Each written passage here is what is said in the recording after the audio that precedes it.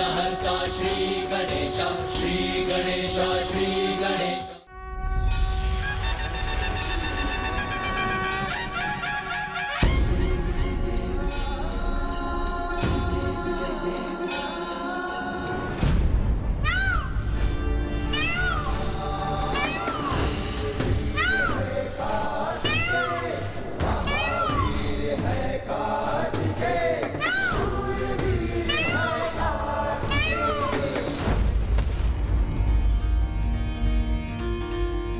बधाई हो अनुज गणेश, तुमने लंकेश रावण को पिताश्री के आत्मलिंग के साथ लंका पहुंचने में सफल होने नहीं दिया।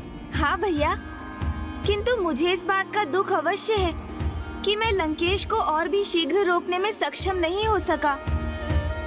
पुत्र, तुम्हें तनिक भी दुखी होने की आवश्यकता नहीं। तुम्हारे कारण काशी और रामेश्वर के समान गोकर्ण भी सदा के लिए एक महान तीर्थस्थल के रूप में विख्यात होगा, क्योंकि स्वयं मैंने ही कहा था कि मेरा आत्मलिंग जहां भी भूमि का स्पर्श करेगा वो वहीं स्थापित हो जाएगा। इसीलिए तो अपनी अपार शक्ति से समस्त कैलाश को उठा लेने में समर्थ लंकेश आत्मलिंग को अपने स्थान से डिगा तक नहीं सके। और जब महाबली रावण भी महाबला महादेव के आत्मलिंग को नहीं डिगा सके, इसलिए आज से इन्हें महाबलेश्वर महादेव के नाम से पुकारा जाएगा। और जो भी भक्त यहाँ गोकर्ण में सत्य निष्ठा भाव से पूजन करेंगे, उन्हें जीवन में कठिनाइयों से जूझने के लिए महाबल प्राप्त होगा। उनकी समस्त मनोकामनाएं पूर्ण होंगी, संकटों और पापों से उन्हें मुक्ति प्राप्त होगी और इस स्थान को मुक्ति स्थल भी कहा जाएगा। पुत्र गणेश, आज से यह स्थान सिद्धि क्षेत्र के नाम से भी जाना जाएगा, क्योंकि मेरे शिवलिंग के साथ यहाँ तुम्हारे भी श्री विग्रह स्थापित होंगे और संसार को सदैव इसका स्मरण कराने हेतु कि तुमने जगत कल्याण के लिए कितनी भीषण कठिनाइयों का सामना किया। तुम्हारी इन प्रतिमा पर लंकेश रावण द्वारा तुम्हारे शीश पर हुए आघात का चिन्ह भी स्थित रहेगा और यहाँ तुम्हारी प्रार्थना करने वालों को साहस, शक्ति और ज्ञानोदय की सर्वोच्च सिद्धि प्राप्त होगी। धन्यवाद पिताश्री। पुत्र, तुम इस यात्रा से अत्यंत क्लांत हो गए होगे। अब तुम्हें शीघ्र ही भोजन और विश्राम की आवश्यकता है, इसीलिए अब हमें कैलाश के लिए प्रस्थान करना चाहिए पुत्र। हाँ माँ, आप सर्वथा उचित कहती हैं। मूषक जी, प्रभु! जी प्रभु! हे महादेव, अब हमें भी प्रस्थान करने की अनुमति दीजिए। मूषक जी, आज तो तीव्र गति से आगे बढ़िएगा, क्योंकि अब मैं कैलाश पहुंचने में तनिक भी विलंब नहीं करना चाहता हूँ। पार्वती के मन में उमड़ी ममता, माँ की गोद में आए विघन हरता। लड्डू, वो भी माँ के हाथों का। लो पुत्र, पुत्र शीघ्र ग्रहण कर लो। इतने समय से तुमने कुछ भी नहीं खाया है पुत्र। लो, इसीलिए मैं तुम्हारे लिए ये लड्डू ले आई हूँ। तो इसे आप ही मुझे खिला दीजिए ना माँ।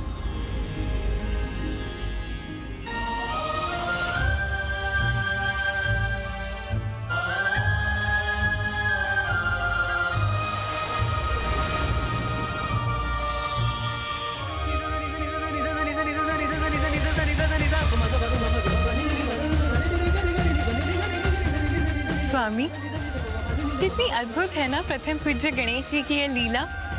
कुछ समय पूर्व जिन्होंने महायोद्धा भगवान का विराट रूप धारण कर महाबली असुर लंकेश को अपने अधर्मयुक्त आशय में सफल नहीं होने दिया, अब वही गणेश अपनी माँ के समक्ष एक भोला भाला बालक बनकर अपनी माँ के हाथों से आहार प्राप्त कर रहे हैं।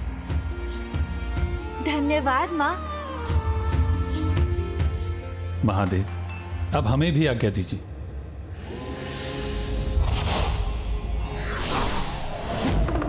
नंदी जी, आप प्रस्थान कीजिए। मूषक जी, अब आप भी चलिए। जी प्रभु।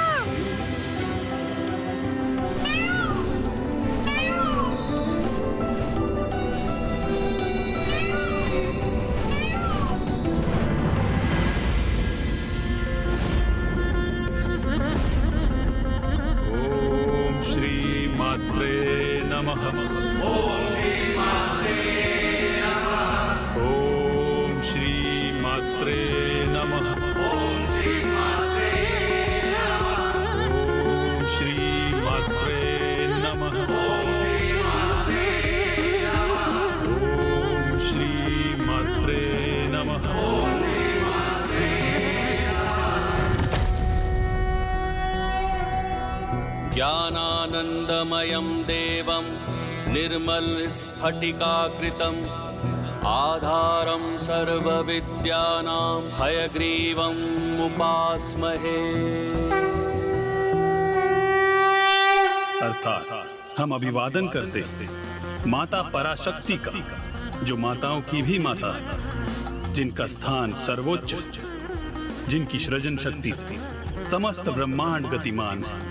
इस मंत्र के उच्चारण से हम उन्हीं माता अर्थात जगत की ममतामयी नारी शक्ति से सीधा संपर्क साधते हैं। इसलिए मेरे प्रिय शिष्यों, अब माता के लाल वर्ण को मन में धारण कर पूर्ण निष्ठा से माता के इस मंत्र का जाप करो, ताकि यही मंत्र हमें माता पराशक्ति की संपूर्ण रचना से एकीकार करेगा। ओम श्री मात्रे नमः। ओम श्री मात्रे नमः। ओम श्री मात्रे नमः। ओम श्री मात्रे नमः। ओम श्री मात्रे नमः। ओम श्री मात्रे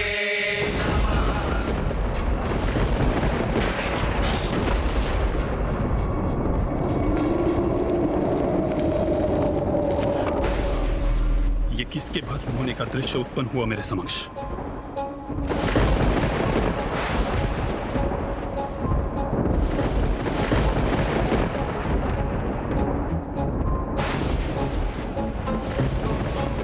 हे गुरु हैग्रीव, ये कैसा भयंकर दृश्य था? किसी बड़े अनिष्ट का संकेत है ये, किंतु हमारा मंत्र जाप कदापि नहीं रोकना चाहिए। ओम श्री मात्रे नमः। ओम श्री मात्रे नमः। ओम श्री मात्रे नमः।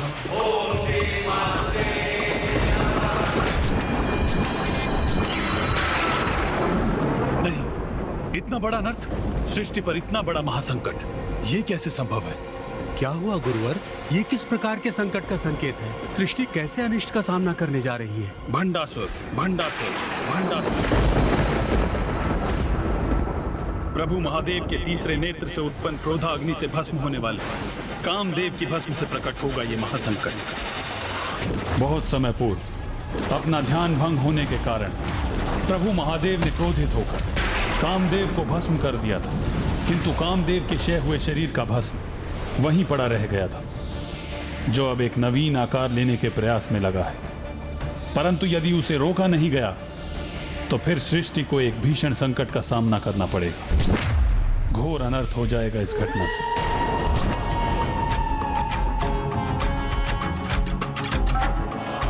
तथास्तु। तुम 60 सहस्त्र वर्षों तक कहीं ब्रह्मांड पर एक छत्र राज करोगे।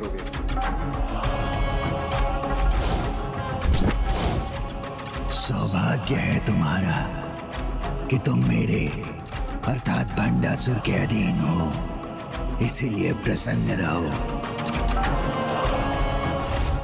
जगत सम्राट भंडासुर की जय जय जय।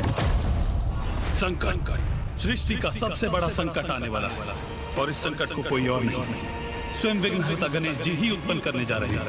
गणेश जी,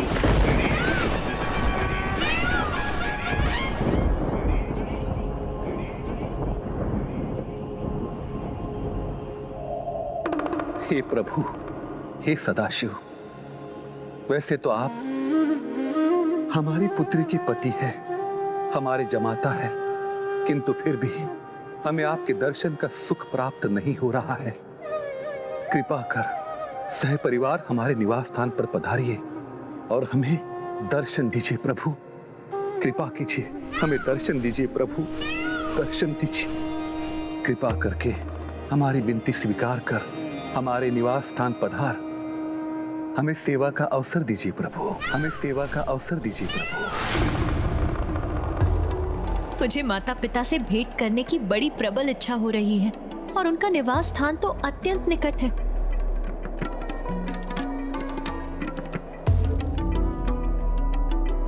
प्रभु, प्रभु, क्या हम अभी वहां? अवश्य प्रिय, मुझे आपकी इच्छा ज्ञात है। आपके माता पिता भी हमसे भेंट करने के लिए अत्यंत लालायित हैं। इसलिए हम अभी वहां जाएंगे। धन्यवाद प्रभु। हम लोग ननिहाल जा रहे हैं। वहाँ बहुत बहुत आनंद आएगा मूषक जी। जी प्रभु। आप तैयार हो जाइए। वहाँ तो बहुत अधिक स्वादिष्ट भोजन और भांति भांति के उपहार भी प्राप्त होंगे हमें। अधिक उत्साहित होने की कोई आवश्यकता नहीं है अनुज गणेश, क्योंकि इस बार नाना जी और नानी जी का संपूर्ण स्नेह और ध्यान मैं तुम पर केंद्रित नहीं होने दूंगा। अच्छा, फिर देखते हैं भैया।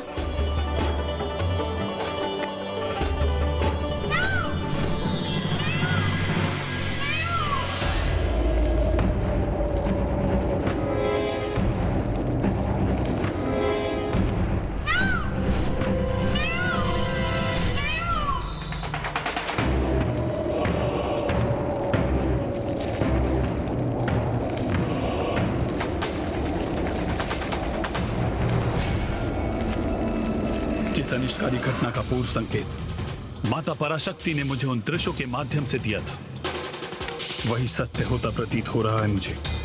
स्वयं गणेश जी के हाथों इतने बड़े अधर्मी असुर भंडासुर का जन्म होने जा रहा है।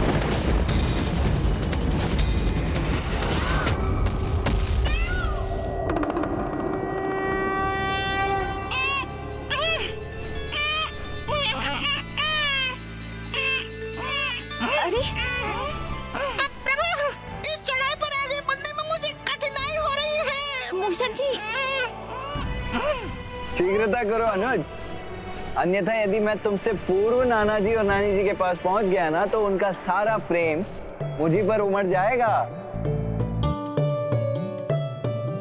अरे सभी आगे बढ़ रहे हैं। मैं अपनी गति में वृद्धि करने का प्रयास करता हूँ। शीघ्रता कीजिए मूषक जी।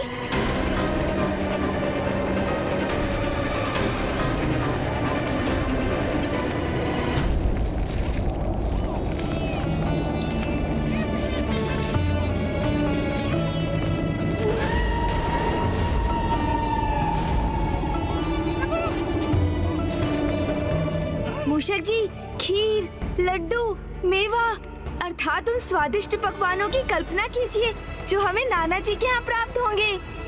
इसलिए अपनी गति में वृद्धि कीजिए मूषक जी। आनंद आएगा फिर तो।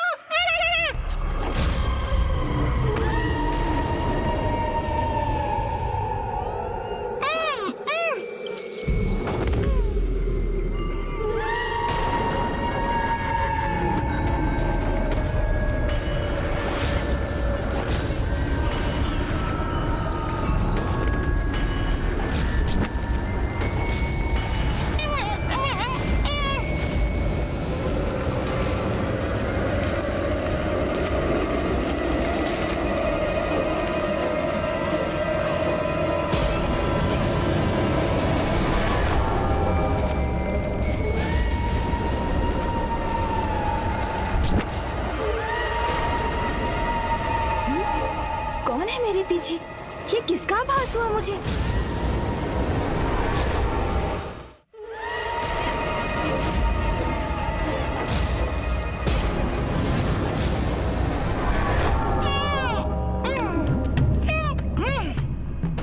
तनिक और प्रयास कीजिए ना मूषक जी। वहाँ पहुँचकर स्वादिष्ट भोजन से अत्यधिक ऊर्जा प्राप्त होगी आपको। प्रभु, उससे अधिक ऊर्जा का प्रयोग तो वहाँ पहुँचने में हो जाएगा। अच्छा तो रुकिए, मैं आपको अपने भार से मुक्त कर आपके साथ चलता हूँ। कदाचित हम इस प्रकार पूर्व में पहुँच जाएंगे। मूषक जी शीघ्रता कीजिए। चल तो रहा हूं प्रभु।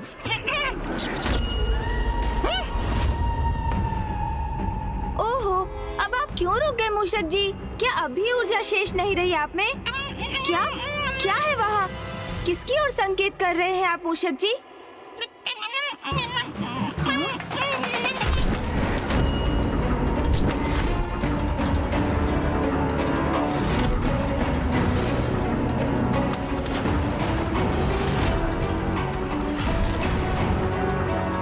ये नरकंकाल इन मुद्राओं को अपना आहार बनाने की चेष्टा क्यों कर रहा है?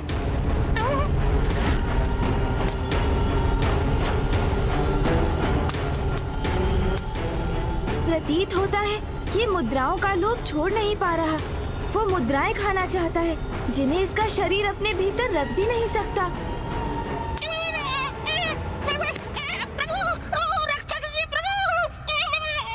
मूषक जी, संभालिए स्वयं को।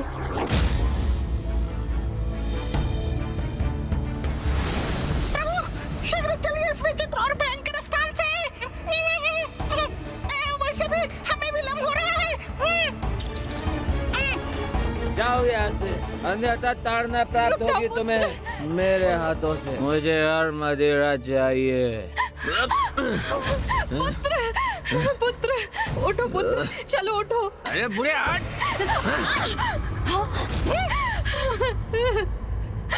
मैंने कहा ना, मेरे निकट मत आना बुढ़िया, मत आना निकट मेरे। कैसा दृश्य है ये? पुत्र माँ पर अत्याचार कर रहा है एवं माँ पुत्र के अवगुणों की उपेक्षा करके अभी भी उसकी सुरक्षा के प्रति चिंतित है। इस माँ को समझना होगा, ममता आवश्यकता से अधिक हो तो वो भी पुत्र के लिए विष समान हो जाती है।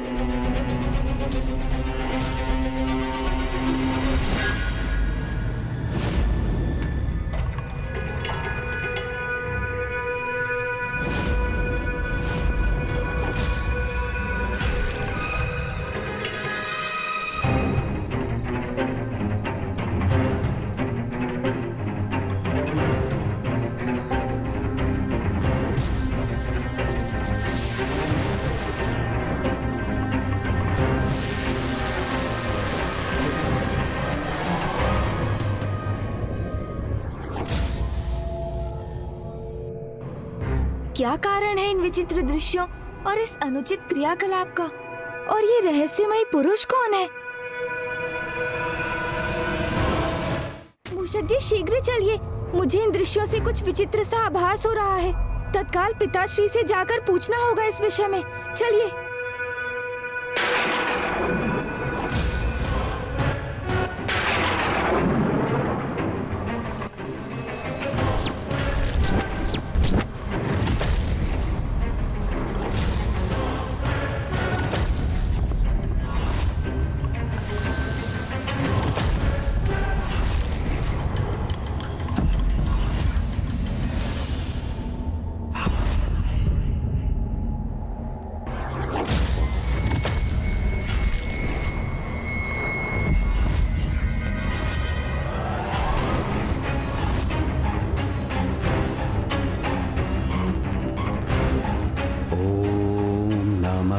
शिवाय। ओम नमः शिवाय। ओम नमः शिवाय। ओम नमः शिवाय। ओम नमः शिवाय। ओम नमः शिवाय। ओम नमः शिवाय। ओम नमः शिवाय।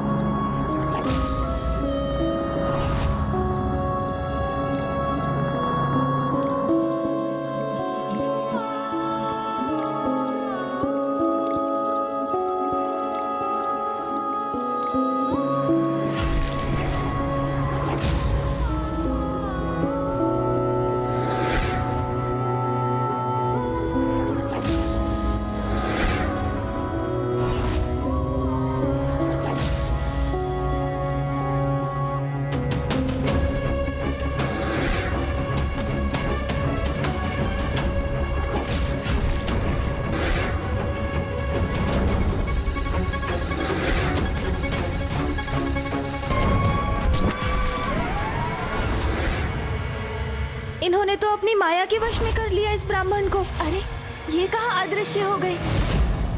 ये सब क्या घटित हो रहा था? कौन थे ये सभी? और हमारे समक्ष इस प्रकार क्यों प्रकट हुए? क्या इन विचित्र दृश्यों में हमारे लिए कोई संकेत नहीं था मूषक जी? मुझे तो ज्ञात नहीं प्रभु। चलिए शीघ्र आगे बढ़ते हैं। मुझे शीघ्र पिताश्री से ज्ञात करना चाहिए कि इन विचित्र घटनाओं का भला क्या अर्थ है।